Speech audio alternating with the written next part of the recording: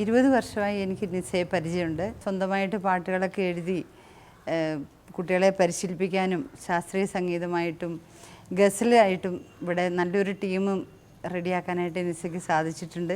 ഈ സ്കൂളിന് എന്നും അഭിമാനമാണ് നിസ്സയുടെ ഇവിടുത്തെ സേവനങ്ങളും. അതുപോലെ ഇപ്പം എല്ലാ ചാനലുകളിലും ഒത്തിരി പ്രോഗ്രാമുകളായിട്ട് വിദേശങ്ങളിൽ വരെയും പോയിരിക്കുകയാണ്.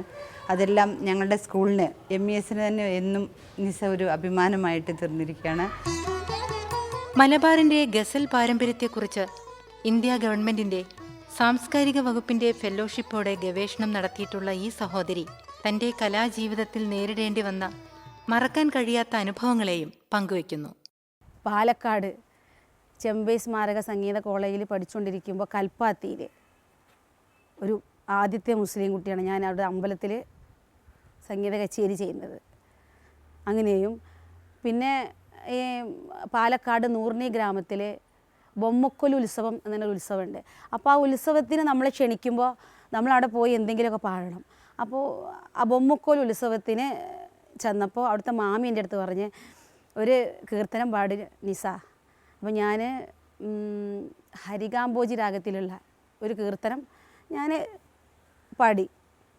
അത് പാടിക്കഴിഞ്ഞതും മാമി എൻ്റെ അടുത്ത് പറഞ്ഞ് നിസേ എനിക്കിവിടെ ശ്രീരാമൻ പ്രത്യക്ഷപ്പെട്ട പോലെ തോന്നി, ശ്രീരാമൻ വന്ന പോലെ എനിക്കൊരു പ്രതീതി ഉണ്ടായി. ഇതൊക്കെ ആ മാമീൻ്റെ അടുത്ത് പറഞ്ഞു. എനിക്ക് വലിയ സന്തോഷമായി. ഞാനെന്ന് വെച്ചാൽ നമ്മൾ ഒരു എന്ത് പാടുകയാണെങ്കിലും വളരെ അതിൽ ഇൻവോൾവ് ആയിട്ട് ചെയ്യാറുള്ളൂ. അതുകൊണ്ടായിരിക്കാം അങ്ങനെയൊക്കെ അവർക്ക് തോന്നിയത്. ഇതിനിടയ്ക്ക് ഗൾഫിൽ പോവുകയുണ്ടായി. ദുബായ്, ഷാർജ, അബുദാബി എന്നീ സ്ഥലങ്ങളിലാണ് പ്രോഗ്രാം ചെയ്തത്.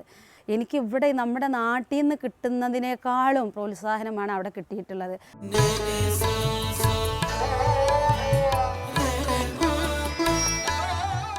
മതഭീകരതയുടെ വർത്തമാനകാലത്ത് നിസ അസീസിയുടെ ഗസലുകൾ സ്നേഹത്തിന്റെ സന്ദേശം കൂടിയാണ്. പരസ്പരം മനസ്സിനെ ശുദ്ധീകരിച്ചുകൊണ്ട് ജീവിതമൂല്യങ്ങളെ തിരിച്ചറിഞ്ഞ് ജീവിതത്തെ ഉന്നതിയിലേക്ക് നയിക്കുന്ന മുഖ്യോപഹാരം.